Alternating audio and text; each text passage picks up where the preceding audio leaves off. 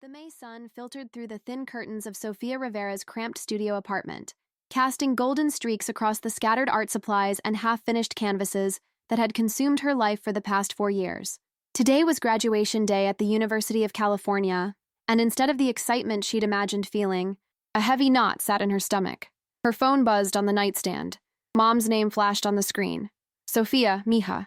Her mother's voice carried that familiar tone of disappointment she'd grown to recognize over the years.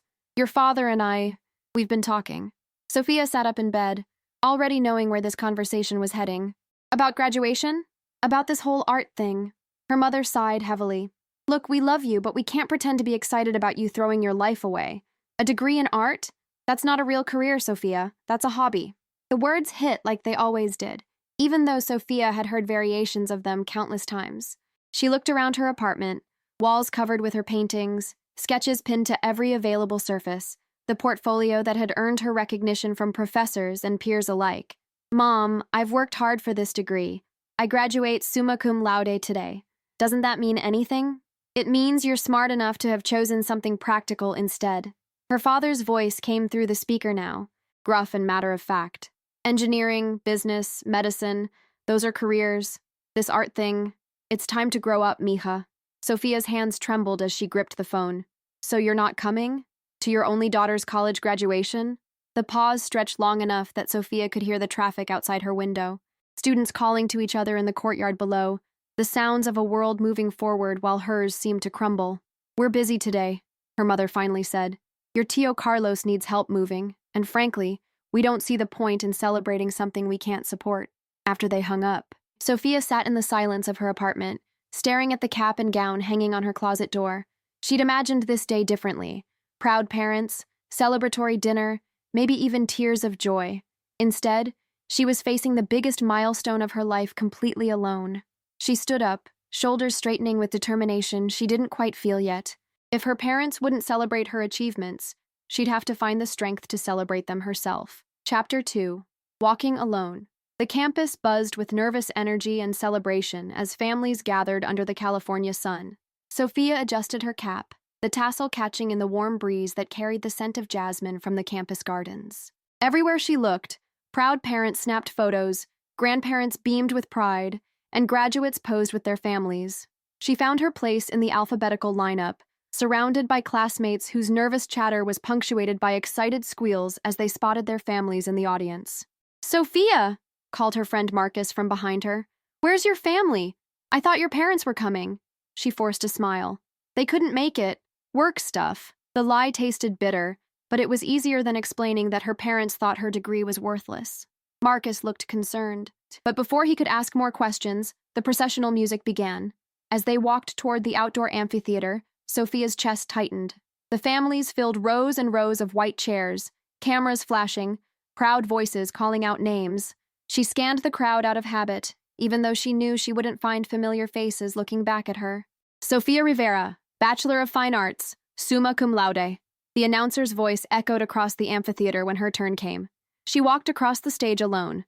No cheers erupting from the audience for her, no proud parents standing to applaud. The dean shook her hand, his warm smile genuine as he congratulated her achievement. For a moment, his kindness almost broke through the wall she'd built around her emotions. As she returned to her seat, diploma in hand, Sofia caught sight of the family next to her section. A mother crying happy tears, a father recording everything on his phone, siblings holding a handmade banner.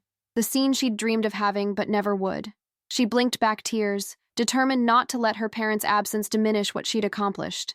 This degree represented 4 years of late nights, rejected ideas, breakthrough moments, and countless hours perfecting her craft.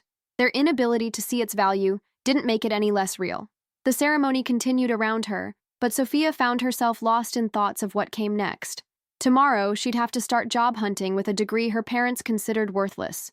Tomorrow, she'd have to prove them wrong. Chapter 3. An Unexpected Opportunity. After the ceremony ended, Sofia lingered as families swarmed the graduates with hugs and congratulations. She gathered her things slowly, watching the joyful reunions around her while trying to ignore the hollow feeling in her chest. Miss Rivera? She turned to find Dean Matthews approaching, his academic robes billowing in the afternoon breeze. His expression was warm, almost excited. Congratulations again on your outstanding work this semester. he said, extending his hand. Your senior project was truly exceptional. In fact, there's someone I'd like you to meet. Sophia's eyebrows rose in surprise. Someone? The dean gestured toward a corner of the covered area where families were still taking photos.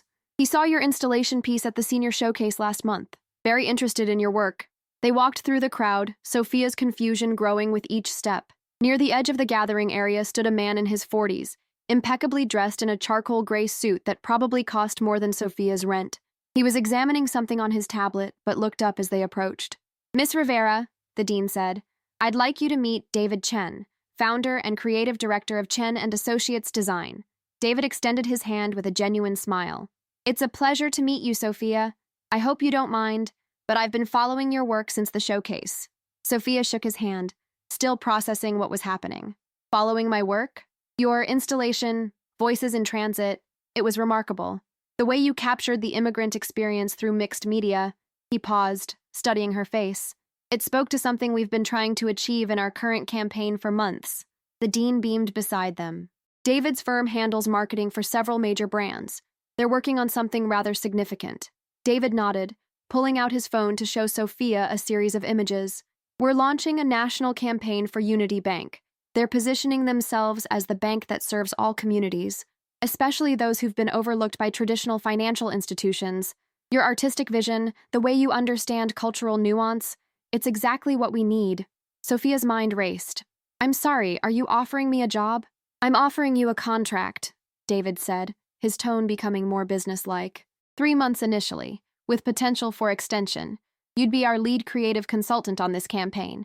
It's a 6-figure budget, Sophia. Your artistic direction would be seen by millions. The noise of the graduation celebration around them seemed to fade as Sophia processed his words. A 6-figure campaign. Her art. Her vision. She started, then stopped. I just graduated an hour ago. David laughed. And you're already being offered the kind of opportunity most artists dream of. That should tell you something about your talent. The dean placed a supportive hand on Sophia's shoulder. I told you that your work would open doors. I just didn't expect them to open this quickly. Sophia looked between the two men, then out at the families still celebrating around them. Her parents weren't here to witness this moment, but maybe that was fitting. This was her achievement, her validation, earned entirely through her own dedication and talent. What would you need from me? She asked. Chapter 4. Redefining Success. 3 weeks later, Sophia sat in the glass-walled conference room of Chen and Associates, watching David present her concepts to a room full of Unity Bank executives. The campaign boards surrounding the room featured her artwork.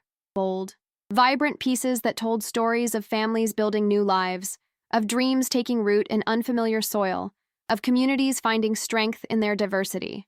The response from focus groups has been extraordinary, David was saying, clicking through slides that showed public reaction data. Sophia's artistic vision doesn't just sell banking services. It creates emotional connection. It makes people feel seen. As the executives nodded approvingly, Sophia's phone buzzed with a text from Marcus. Saw your campaign preview online. Holy shit, Sophia, you made it. She smiled, thinking back to that morning 3 weeks ago when she'd stood in her apartment, wondering if her degree had any value. The contract with Chen and Associates had already led to inquiries from 2 other major firms. Her parents' definition of success was looking increasingly narrow. After the meeting ended, Sophia gathered her portfolio and headed toward the elevator. Her reflection in the polished steel doors showed someone different from the uncertain graduate who'd walked across that stage alone. She still wore paint under her fingernails, still carried the same worn leather bag filled with sketchbooks. But there was something new in her posture, confidence earned through recognition of her worth. Her phone rang as she reached the parking garage. Mom's name on the screen. Mija. Her mother's voice was different this time, uncertain. I saw something online, an article about a new advertising campaign. It mentioned your name. Sophia leaned against her car, looking up at the Los Angeles skyline stretching before her. Yeah, Mom, I'm working on a national campaign for Unity Bank. The bank? But you just graduated. From art school. From art school, Sophia confirmed, unable to keep the satisfaction from her voice.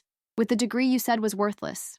The silence stretched between them, filled with years of disappointment and doubt, but also with the sound of something shifting. Sophia, her father's voice came through the speaker, gruff as always, but somehow smaller. Your mother showed me the article. They called you a rising creative visionary. That's what they called me, Sophia said simply. Maybe we were wrong. About the art thing. Sophia closed her eyes, feeling the weight of words she'd waited years to hear, but they didn't feel as important now as she'd once thought they would. The validation she'd craved from her parents had been replaced by something more solid, belief in herself, backed up by real achievement. Maybe you were, she said gently, but I'm not doing this to prove you wrong anymore. I'm doing it because I'm good at it, because it matters. As she drove home through the familiar streets of Los Angeles, Sophia thought about that lonely walk across the graduation stage. Her parents hadn't been there to witness her receiving her diploma, but they also hadn't been there to see her doubt herself, hadn't seen her question whether their words might be true. The girl who'd walked alone that day had discovered something valuable in that solitude, the unshakable knowledge of her own worth, independent of anyone else's recognition. Her phone buzzed with another notification, another interview request, another opportunity, another step forward in a career her parents had once dismissed as impossible. Sofia Rivera, rising creative visionary, drove toward her future with paint-stained fingers gripping the steering wheel and a smile spreading across her face. She'd walked alone at graduation, but she wouldn't be walking alone for long. She'd be leading the way.